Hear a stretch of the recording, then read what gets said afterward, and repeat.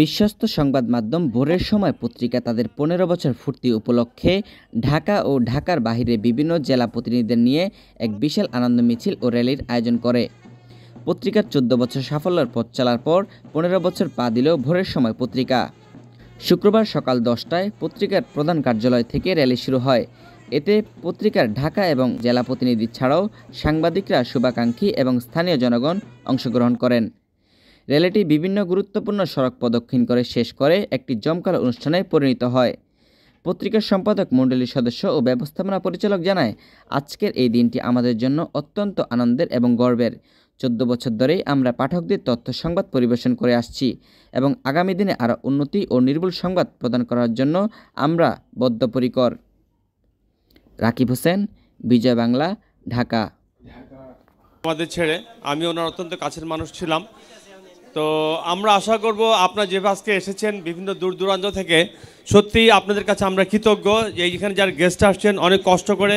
আমাদের প্রধান অতিথি উনি অসুস্থ, তারপরে উনি এসেছেন, আমাদের সময় দিয়েছেন, এই জন্য আপনাদের সবাইকে ধন্যবাদ। বিশেষ করে আমি বলবো আমাদের জেলা প্রতিনিধি যারা আসছেন মফস্বল শহর থেকে, কখনই আমাদের এত লোক আসেননি। ভাই সেই দিনাজপুর, সেই তেঁতুলিয়া, সেই আপনার পঞ্চগড়, ওইসব এলাকাতে চলে আসছেন লোকজন। সত্যি এটা আমরা খুবই আনন্দিত ওনাদের কাছে। আমরা আশা করব ওনারা আমাদের সবসময় এরকম সহযোগিতা করে যাবেন। আমি And the award goes to Zakia Hossain, staff reporter, Daily ভোরের সময়. Please put your hands together for her. করতালির মাধ্যমে সকলে তাকে স্বাগত জানাই। আমি এই অ্যাওয়ার্ডটা হাতে তুলে দেওয়ার জন্য মঞ্চে আমন্ত্রণ জানাতে চাই দৈনিক ভোরের সময় প্রকাশক মিস রিনা বেগমকে।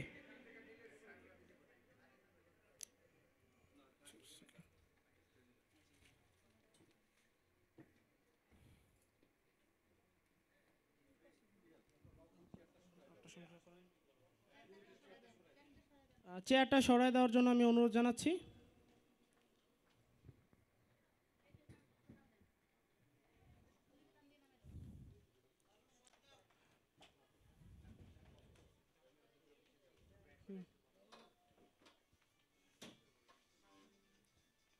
Award goes to Mahmudul Hasan Jasim, staff reporter, daily ভোরের সময়, স্টার রিপোর্টার, মাল্টিমিডিয়া সেকশন।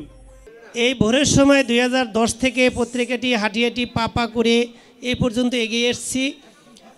তো এখন এই পত্রিকার প্রথম আমি আসলেই মালিক হইতে পারিনি। আগে আমার বড় ভাই মাহবুবুর রহমান, যিনি আমার মঞ্চে উপস্থিত আছেন, ওনারই পত্রিকাটা আমাকে দিয়েছে যে আমি এই পত্রিকাটা আমি তোমাকে দিলাম।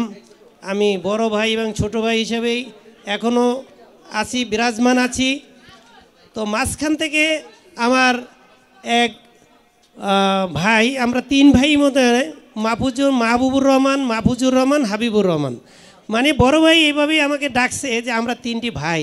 তো 3টি ভাই হইয়া এখন এক ভাই মাঝখান থেকে আল্লাহ তাকে নিয়ে গেছে। তাহার রুহুর মাগফিরাত কামনা করি যে আজকের এই এত আনন্দময় একটা পরিবেশে ওনাকে আমি হারিয়েছি, ওনারে পাই নাই। আমি আমার লেখার উপরে আজকের ওনার নামটা আমি করছি। যখনই আমি নামটা লিখেছি তখনই আমি মনে করছি যে আজকের আমার কাছে উনি নাই, থাকলে হয়তো অনেক কিছুই একটা এত সুন্দর একটা পরিবেশে সবসময় আমি ওনার সাথে দুইজনে বিকালবেলা ব্যায়াম করতাম, ঘুরতাম, যাইতাম ইত্যাদি ইত্যাদি। ওনাদের সাথে এত একটা সম্পর্ক ছিল, আল্লাহ জানি না এত হাসি খুশি মুখ ছিল। সেই লোকটা দুনিয়ার থেকে নিয়ে গেছে, ওনার রুহুর মাগফিরাত কামনা করি। বড় ভাই এখনও বেঁচে আছে। যখন প্রতিষ্ঠাবার্ষিকী আমি দাওয়াত দিতে যাই তখনই দৌড়ে ছুটে গেছি, বড় ভাই আমি তো দাওয়াত দিতে চাই। বললো যে ভাই আমি তো যাইতে পারবো না, আমার তো মন ভালো লাগবে না। কেন ভালো লাগবে না? ভালো লাগবে না এই জন্য যে আমার ভাইটা তো ওখানে নাই। আমি তো আছি, ভাই চলে গেছে, আমিও তো চলে যাবো, আপনিও তো চলে যাবেন, সুতরাং ভাইটা গেছে, দুনিয়াতে কেউ বেঁচে থাকবে না, ওইটা মনে না রেখে উনি আসছে। এতে আমি ওনাকে নিজের অন্তঃকরণ থেকে আমি দেশে এবং বিশ্বে আমাদের যে অবস্থান, মুক্তিযুদ্ধ একটা হয়েছে, সে ব্যাপারেও আমাদের কিছু বলার দরকার আছে। এর সঙ্গে যুক্ত হয়েছে 5ই আগস্ট। এটাও কিন্তু কম তাৎপর্যপূর্ণ নয়। তো আমরা এইটাই শুধু মনে রাখব এবং এগিয়ে যাব যে আমরা পত্রিকা যারা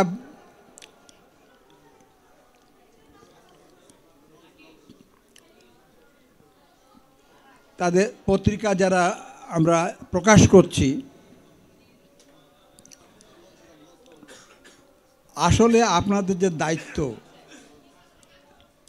দেশ ও সমাজ সম্বন্ধে গুরুত্বপূর্ণ সংবাদ প্রকাশ করা, এটাকে নির্ভেজালভাবে করবেন,